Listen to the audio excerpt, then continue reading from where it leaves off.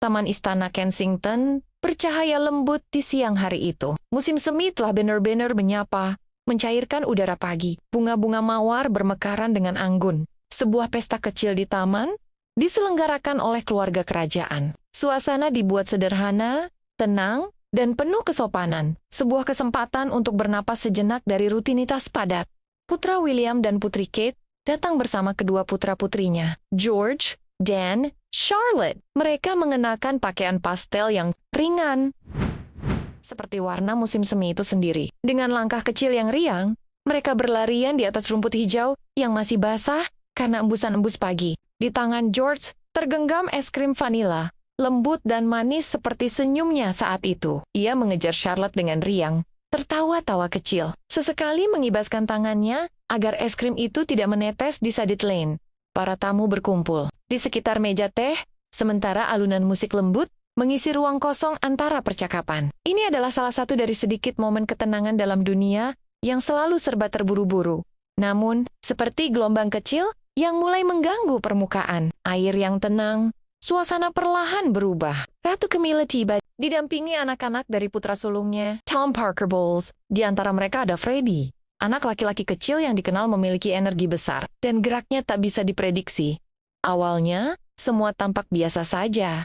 Sapaan sopan dilontarkan antara anak-anak, sorotan kamera berpindah-pindah, mencari gambar yang sempurna, yang bisa menceritakan keharmonisan, meski dalam jarak yang dijaga. Para staf kerajaan bergerak pelan di latar belakang, menjembatani dua kelompok keluarga dengan hati-hati, berusaha merekam momen-momen alami yang bisa dikenang, tapi kemudian sesuatu mulai bergeser.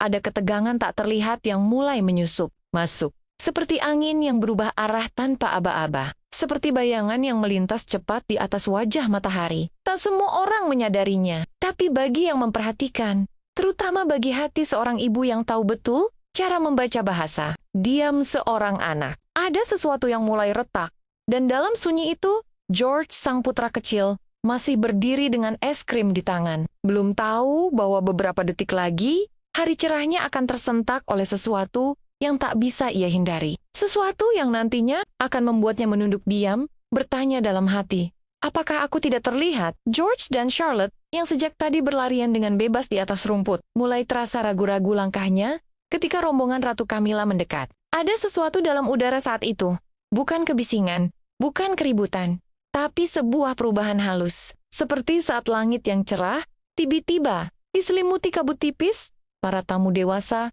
masih asyik dalam percakapan mereka. Tersenyum sopan, menyeruput. Camilla sendiri tampak nyaman, tenggelam dalam obrolan ringan bersama para orang tua lain. Ia tak menyadari, atau mungkin memang tidak merasakan, bahwa di belakangnya, dalam jarak yang begitu dekat, ada dua anak kecil yang mulai kehilangan kenyamanannya. Dan kemudian, semuanya berubah hanya dalam hitungan detik. Sebuah momen kecil, tapi cukup untuk mengubah nuansa pesta yang damai menjadi sesuatu yang lebih berat. Momen itu datang tanpa aba-aba, saat George dengan penuh rasa membawa es krim vanila itu ke bibirnya untuk satu suapan lagi. Tiba-tiba tangan kecil Freddie menjulur. Tanpa sepatah kata pun, tanpa izin, bahkan tanpa tatapan, Freddie merampas es krim itu dari genggaman mungil George. Di sana, di bawah sinar matahari yang sama, di atas rumput hijau yang sama, dalam taman yang sama, es krim itu hilang. Dalam sekejap, tidak dicuri diam-diam, tapi direbut dengan sikap yang entahlah. Entah karena polos, entah karena kurang ajar. Freddie lalu menggigit bagian besar dari es krim itu.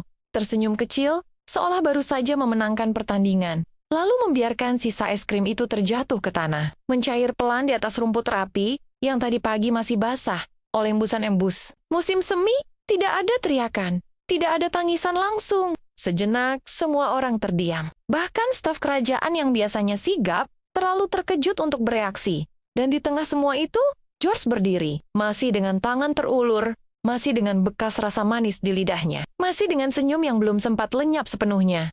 Tapi, matanya mulai berkaca-kaca. Matanya mulai menunjukkan luka kecil yang begitu besar artinya. Luka dari sebuah pengalaman, merasa tidak terlihat, tidak dilindungi, dan tidak didengar. Bukan sekadar soal es krim, tapi tentang bagaimana dunia memperlakukan hati seorang anak. Dan di sanalah, dalam kesunyian yang tercipta setelah jatuhnya es krim itu, kita bisa mulai melihat bagaimana dunia kecil George mulai goyah. Perlahan, tapi pasti. George tidak mengerti. Ia membeku di tempat. Mulutnya masih sedikit terbuka, seperti saat ia bersiap menikmati suapan es krim berikutnya. Tidak ada amarah di matanya. Hanya kebingungan. Kebingungan yang dalam dan pilu. Sebuah keraguan yang muncul dari hati seorang anak yang belum pernah merasakan perlakuan seperti ini. Ini bukan cara Charlotte berlaku. Bukan cara sepupu-sepupunya. Ini bukan cara dunia biasanya memperlakunya. Dan karena itu, ia tak tahu harus bereaksi bagaimana. Di bawah langit biru yang sama, di tengah taman yang sama, George berdiri tanpa suara. Sementara dunianya bergoyang pelan-pelan.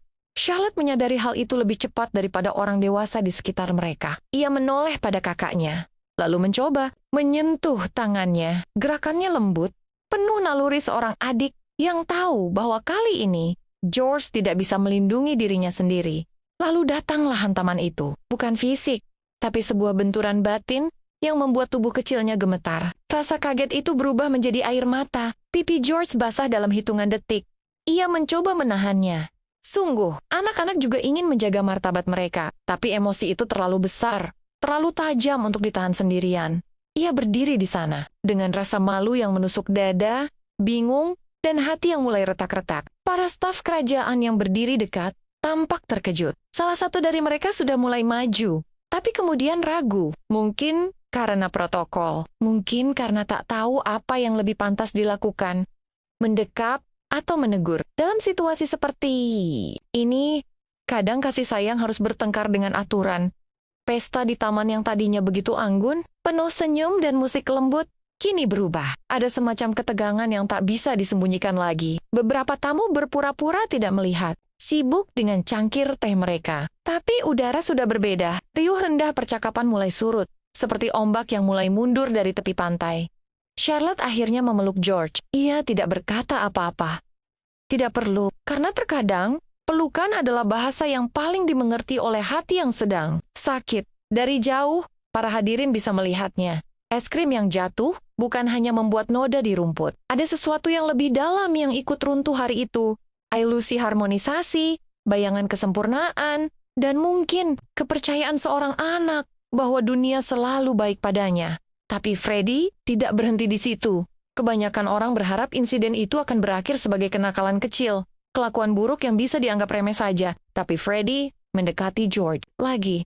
Kali ini, dengan langkah yang lebih pasti, lebih tenang, tapi lebih sengaja. Dan sebelum siapapun sempat menyadarinya, Freddie menginjak sepatu George. Bukan kebetulan, bukan langkah tergelincir di atas rumput, tapi sebuah tekanan yang kuat, disengaja, dan penuh maksud. George spontan menarik kakinya, tapi Freddie menambah tekanan. Ia menginjak lebih keras, menggosokkan sepatu mungil itu dengan lumpur tipis di bawahnya. Warna putih bersih sepatu itu mulai rusak, tercoreng tanah. Charlotte tersentak lagi. Ia mencoba menarik George menjauh dengan gerakan yang refleks namun penuh proteksi. Beberapa staf menyaksikan semuanya. Wajah mereka tegang, tapi tak ada yang langsung turun tangan. Entah karena protokol yang membelenggu, entah karena enggan menciptakan konflik di depan Camilla yang berdiri tak jauh dari sana. Ini bukan lagi lelucon, anak-anak. Ini terasa personal. Meski tak ada kata yang terucap, semua orang di sekeliling bisa merasakan perubahan itu. Udara di taman menjadi berat. Percakapan-percakapan ringan perlahan menghilang. Beberapa tamu mulai menoleh, mencoba memahami arah perubahan suasana. Dan Camilla, ia sedang menyeruput tehnya di ujung taman. Di antara obrolan sopan para tamu, matanya bergerak ke arah anak-anak itu. Namun apakah ia benar-benar melihat? Apakah ia memahami bahwa di balik peristiwa kecil itu, ada luka yang sedang tertoreh dalam hati seorang anak? Sulit untuk tahu. Yang pasti, George tetap berdiri di sana. Sepatu kanannya kotor, hatinya terluka, air mata masih mengalir diam-diam. Dan di tengah taman yang indah itu, di bawah sinar matahari yang sama hangatnya seperti pagi tadi, ia belajar tentang sesuatu yang belum pernah diajarkan kepadanya. Bahwa kadang, kekerasan tidak selalu datang dalam bentuk yang nyaring. Kadang, ia datang dalam bentuk pengabaian, dalam sikap dingin, dalam injakan sepatu dan rampasan es krim. Sebagai seorang ibu, kita tahu, ini bukan sekadar cerita tentang dua anak kecil. Ini adalah cerita tentang bagaimana hati seorang anak bisa tersakiti oleh dunia yang terlalu sering lupa bahwa ia masih sangat kecil.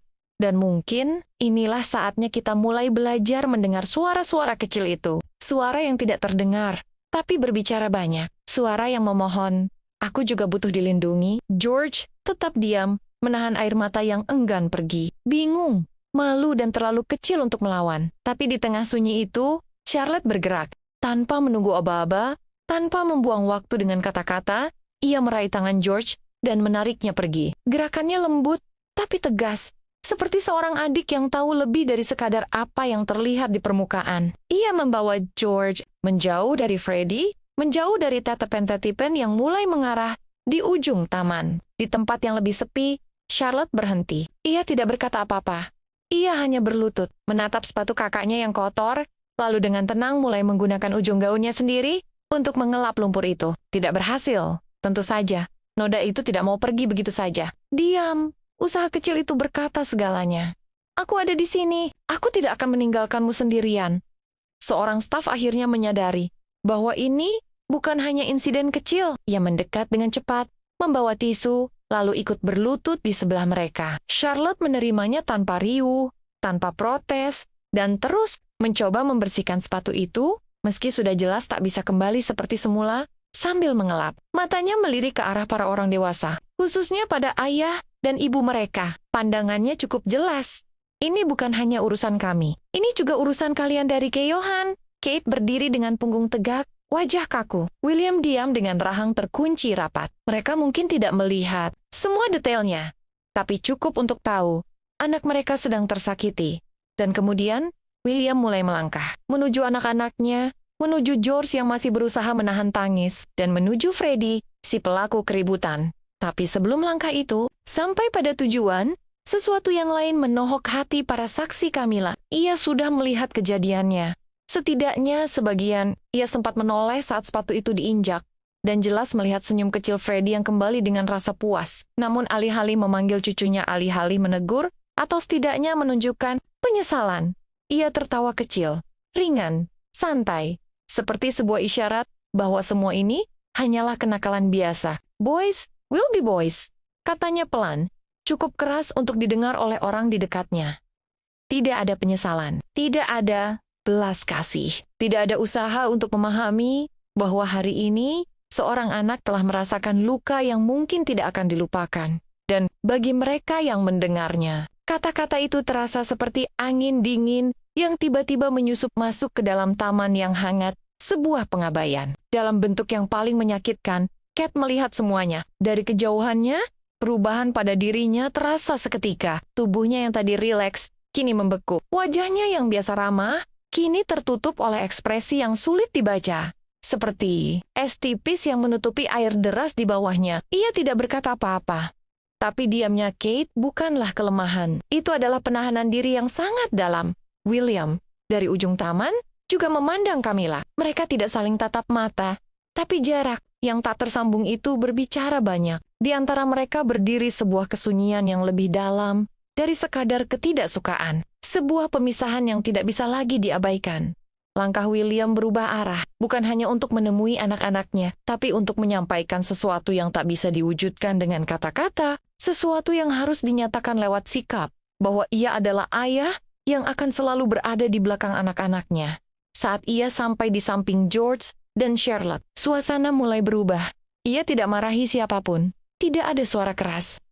Kemarahan yang meledak-ledak, hanya kedatangan seorang ayah yang tahu betul bagaimana cara mengembalikan rasa aman pada hati seorang anak. William berlutut pelan, hingga setara dengan mata George yang masih merah.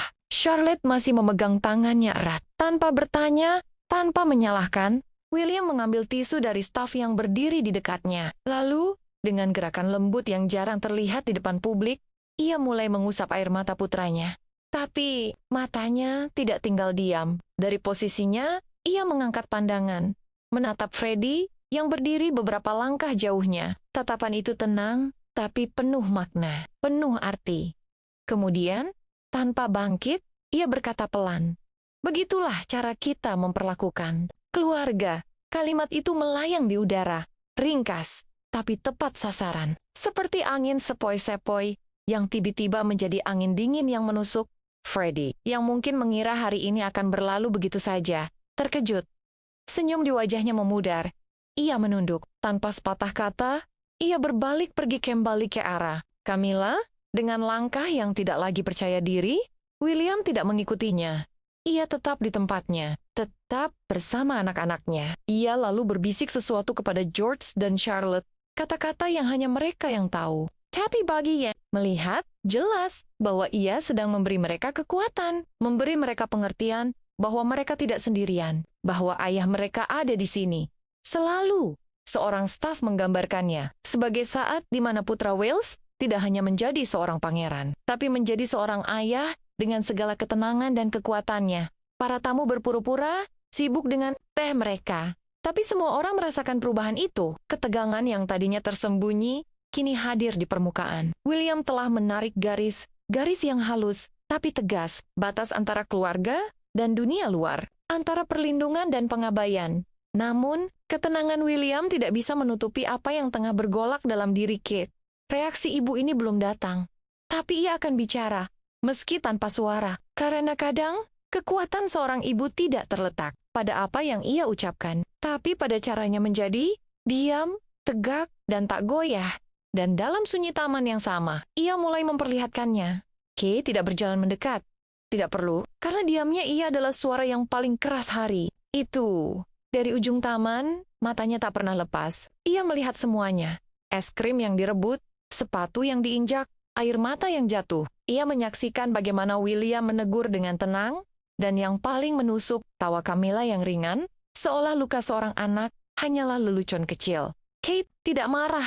Tidak ada seruan keras dari bibirnya, tapi dalam kediamannya, sebuah perubahan besar terjadi. Senyum sopannya menghilang, sapaannya pada para tamu berhenti. Dan yang paling terasa, ia berhenti mengakui keberadaan Camilla sepenuhnya. Seakan-akan bayangan Camilla telah lenyap dari pandangannya. Bukan karena tidak terlihat, tapi karena sengaja tidak dilihat. Udara di sekelilingnya berubah.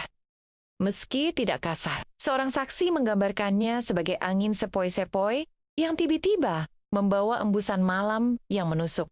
Bukan kata-kata yang disebarkan, tapi getaran rasa yang dirasakan oleh mereka yang cukup peka untuk memahami bahasa diam seorang ibu. Saat nanti ditanya secara pribadi tentang reaksi Camilla, Kate konon hanya menjawab satu kalimat, "Did she really laugh?" Sebuah pertanyaan. Lebih terdengar seperti penyesalan yang dalam, seperti pintu yang mulai tertutup perlahan. Bukan soal es krim atau sepatu lagi, tapi tentang pesan yang dibiarkan terkirim kepada anak-anaknya, bahwa kekerasan bisa dibungkus sebagai kelakuan biasa, bahwa sakit hati bisa diabaikan begitu saja, dan bahwa mereka tidak penting.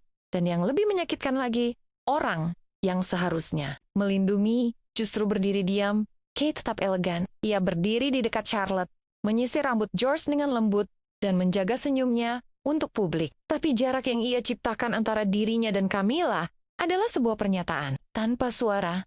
Ini bukan sekadar kesalahpahaman, ini tentang siapa yang akan melindungi hati anak-anak kami. Dan bagi George, hari itu belum selesai, tapi sudah rusak. Pesta masih berlangsung, musik masih mengalun, anak-anak lain masih berlarian di taman. Tapi George tidak ingin ikut. Ia menyentuh makanan manis apapun lagi. Ia tidak bergabung dengan yang lain di dekat bunga-bunga. Ia hanya diam di samping ibunya. Bahunya turun lesu, matanya masih basah oleh bekas tangisan. Seorang sumber menggambarkannya sebagai anak yang terlihat goyah. Tidak seperti biasanya. George yang biasa percaya diri, kali ini merasa kecil. Hanya fisik, tapi dalam cara dunia memperlakukannya, ia terus bertanya. Pertanyaan-pertanyaan kecil yang menusuk hati mereka yang mendengarnya. Apa aku salah? Kenapa dia lakukan itu padaku? Aku kan cuma main. Dan di satu titik, ia menoleh pada Kate. Apakah ini salahku? Tidak, sayang, bukan salahmu.